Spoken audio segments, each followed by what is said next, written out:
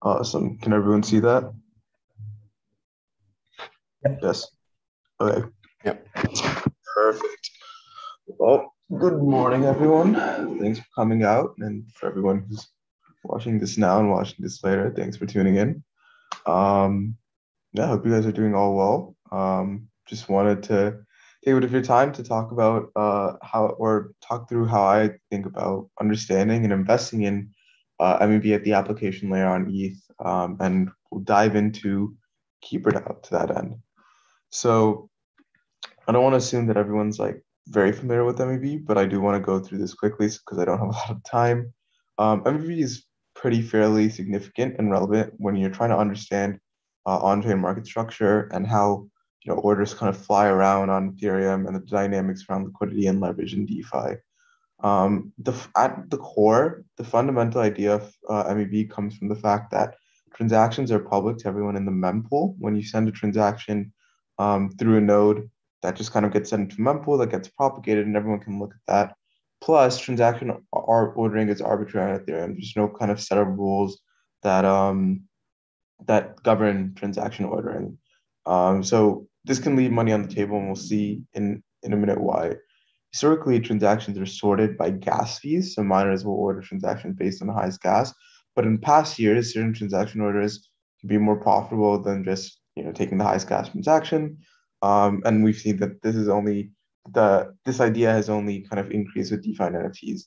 So what does this mean? For example, if both Alice and Bob see like a liquidation opportunity, like someone's underwater loan on Compound and move to liquidate, um, Alice might initiate it, but Bob might issue the same transaction with higher gas to capture the opportunity.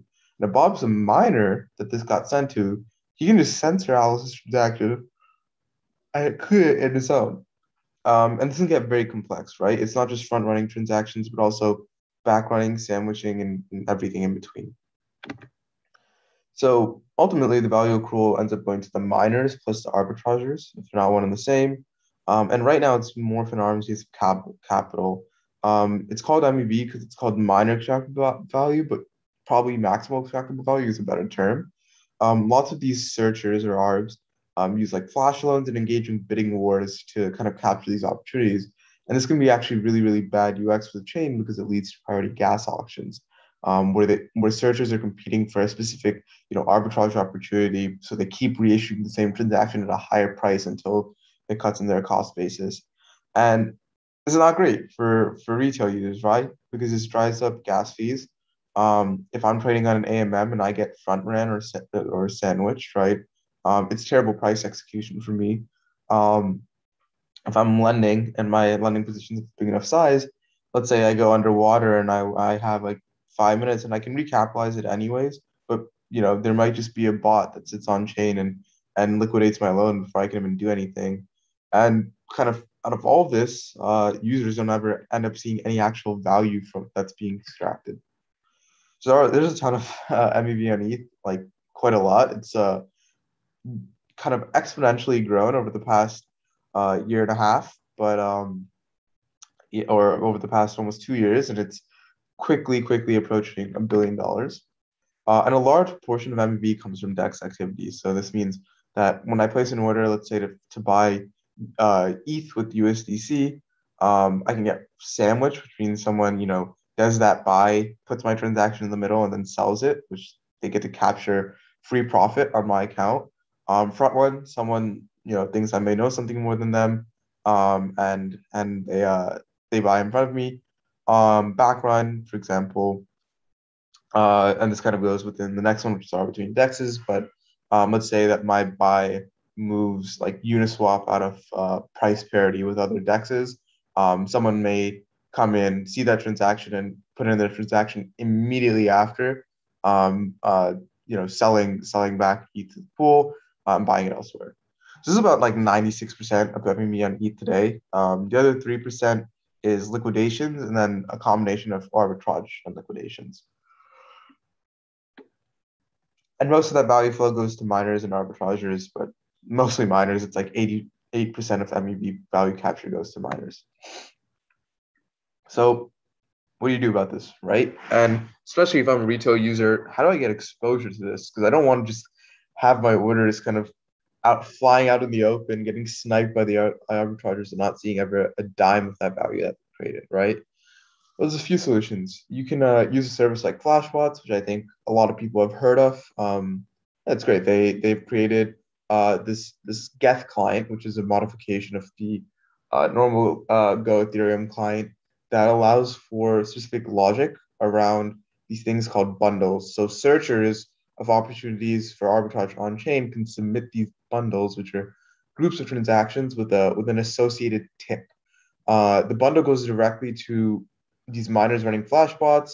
This is about like 86% of the hash rate today, and then include based on probability and conflict. So you can't have bundles that both say I'm going to buy this at like this certain time, right? But if the bundle is profitable and it doesn't conflict everything, it can get merged in with other bundles, and yeah, that tip ends up going to the miner, gets attributed to their Coinbase reward.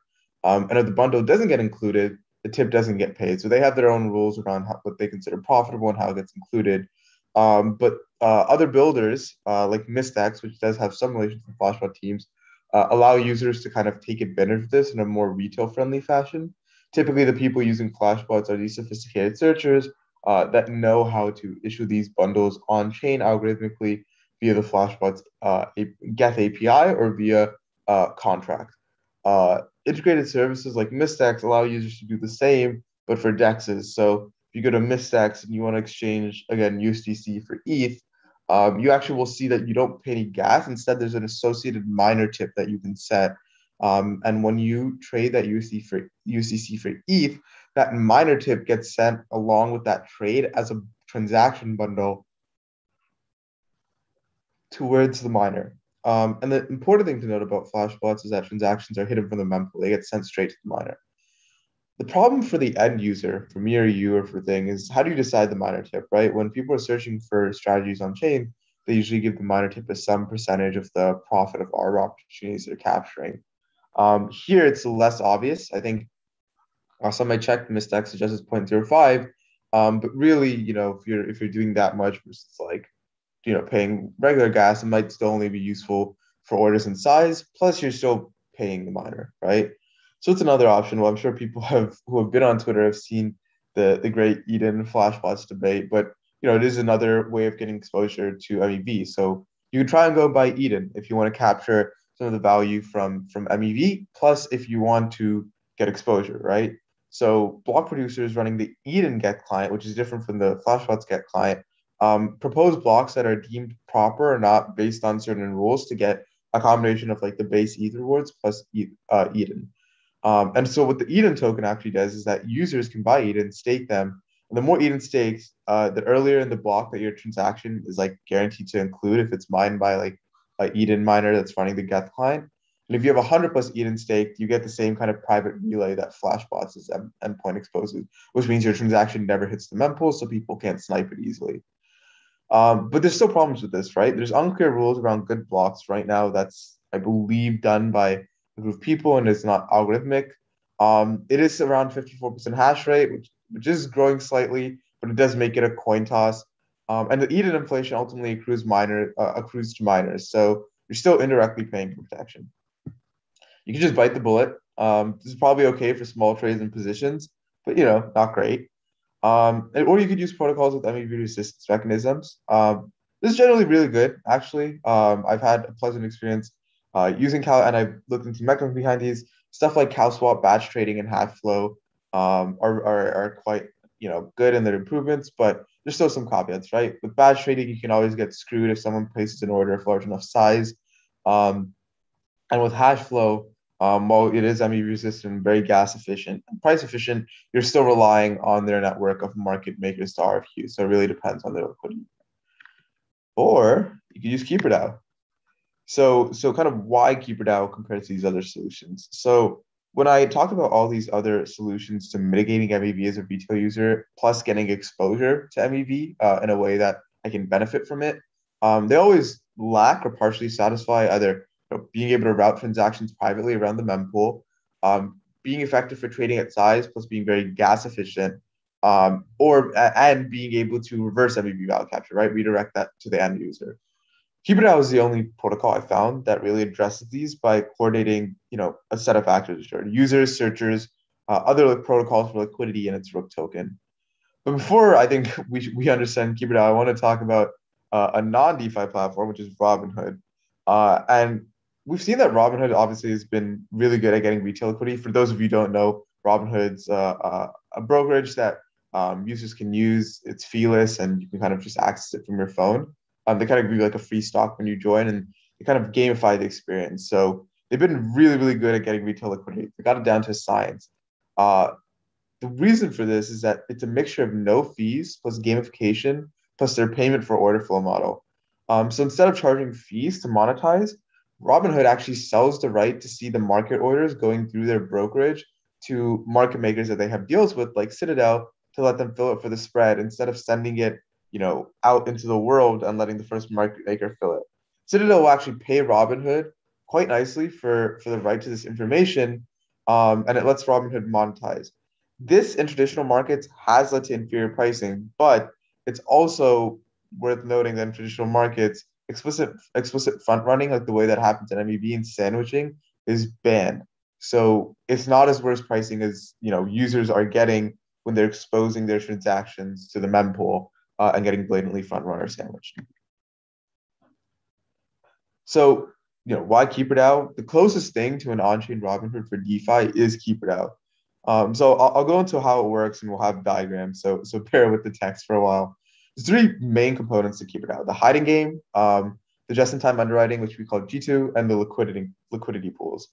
So the hiding game is their order book that I talked about. It's an order book based on 0x infrastructure that enables users to place kind of limit orders that are fillable only by keepers whitelisted in the system. So if I am the user, I go say, hey, I want to buy ETH at 4K, right? If it hits 4K, I put that in the order book, and then maybe someone comes around, sees that, signs it, and we both sign our message on chain, and the trade happens. But keepers are whitelisted in the system, which means only keepers can go fill orders that are placed in the system. Keepers source liquidity from all major dexes, so Uniswap, Bancor, etc., to fill orders. And Bancor actually has a direct integration with KeeperDAO, where users can place limit orders through their front end, and that gets put on the KeeperDAO order book. Yep. And this also enables orders to be gasless plus lower slippage, because you're at the end of the day, you're only signing transactions and your order is getting filled almost directly. So it's very unlikely to get fetched. Just-in-time underwriting, on the other hand, is more for lending and leverage. So lending protocols like Aave and Compound, obviously they have collateral ratios at which your loan goes underwater if the asset of your collateral depreciates in relation to the amount you borrowed. And this allows what G2 lets people do is they let people, it's a wrapper for lending protocols. So you can go open a vault. This is represented by a nice, cute little NFT, and you can move your lending positions to this vault. So let's say I'm lending out, comp on Compound, and I'm borrowing USDC against it. And let's say I'm lending out, BAT on Aave, and I'm borrowing USDC against it, right? Historically, if I get liquidated on one of those, a person in the mempool, any random bot is going to come liquidate me really, really fast. But here, Keeper actually, if you lend through their wrapper, Keeper has these liquidity pools that they can draw upon, where if you go under, the liquidity pool will actually provide the extra capital before anyone else can. So from the outside of the KeeperDAO system, it looks perfectly fine. It looks like the loan is in good health. But on the inside, whitelisted keepers can actually see that this loan is underwater and liquidate it. And when they liquidate it, part of the proceeds they get from the liquidation actually go back to you as the person who get liquidated. And we have these liquidity pools. These pools are used to provision keepers with flash loans for ARBs and just-in-time underlighting. I say kind of quote unquote flash loans, and they take a fee. This capital must always be paid back, and it's used for priority gas auctions that you'll historically see when bidding up opportunities in the mempool. This is a nice little diagram of the hiding book. It aims to get as many exchanges integrated as possible, because that's how you get a lot of nice liquidity. So any partner exchange, you can place a limit order, whether it's like a wallet, any kind of interface, you through a wallet, through Bancor, through Uniswap, and that limit order will get relayed to the hiding book, where it'll where it'll sit, but it's kind of a private mempool because no one else can access it. And then the whitelisted keepers, and the reason I say it's like Robinhood is these keepers are essentially paying for order flow, and the user is getting a better experience as a result. These keepers can access liquidity from anywhere they want, MMs, DEX, OTC, and fill those orders. And then the end user will actually ultimately end up getting Rook for trading on hiding DAO, on the hiding book, and the keeper can capture like the MEV profits. And this is just like a nice little interface of how the G2 lending works. So ultimately, why is Rook the actual token to this protocol interesting? Ultimately, like we said, it's really hard for end users to effectively mitigate against MEV, much less get some level of exposure to MEV activity. Maybe you want to go bet that MEV will go up because of PGA's priority gas auctions. So you go try and get gas tokens. Problem is that they have incredibly low liquidity and you can't meaningfully bet on these. Eden, on the other hand, could be an interesting bet, but the value accrual is contingent on Eden Geth adoption and the clarity around block production criteria. It's essentially insurance, right? In terms of like how the dynamics work in terms of placing your orders at the earlier onset of the blocks. But right now, we really don't know what they consider to constitute a good block. Plus, it's kind of a coin toss because Eden Geth only has 50% of the hash rate around. Rook, on the other hand, the way Rook integrates the system is that keepers actually have to stake Rook to capture ARB opportunities from order flows coming through the hiding book or G2. And then that Rook gets credited to users once an ARB opportunity is captured.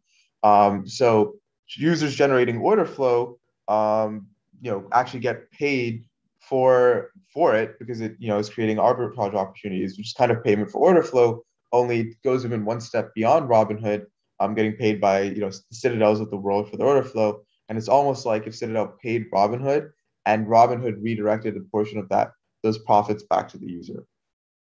IMO, this is, in my opinion, this is one of the most interesting and potentially powerful effects in DeFi because it can create a liquidity black hole. User order flow begets more keepers, generating profits because there's just more order flow coming through, which means more Rook going to users, which again incentivizes more order flow. It just keeps on going. It's a very powerful potential flywheel. This is also direct exposure to MEV because Rook is literally the creditation from arbitrage opportunities captured on chain by keepers. It should be highly correlated with captured MEV between KeeperDAO and the rest of DeFi and should not be reliant on hash rate, really just reliant on keepers. And governance is coming soon. So before we wrap it up, I know I've gone on for a bit. This deck is not investment advice of any form. It's purely for research and discussion. So with that out of the way, I will note that the current keeper set is limited. Only one keeper active right now, which is linked to the core team, but more on the way as governance goes live. So there will be more whitelisted. The Rook staking logic is still being entirely fleshed out. And an order book is still an order book. It requires good liquidity on both sides, which means keepers willing to take it, especially once they're getting whitelisted. So there is some level of centralization, right? But it is not the best for long tail assets. It's not good for strapping those. Again, it's DeFi, only fast what you can afford to lose. Contracts have been audited by some absolute legends like Samsung, Consent and Pexio, but there's always a tail risk of an exploit, and they're not publicly available yet.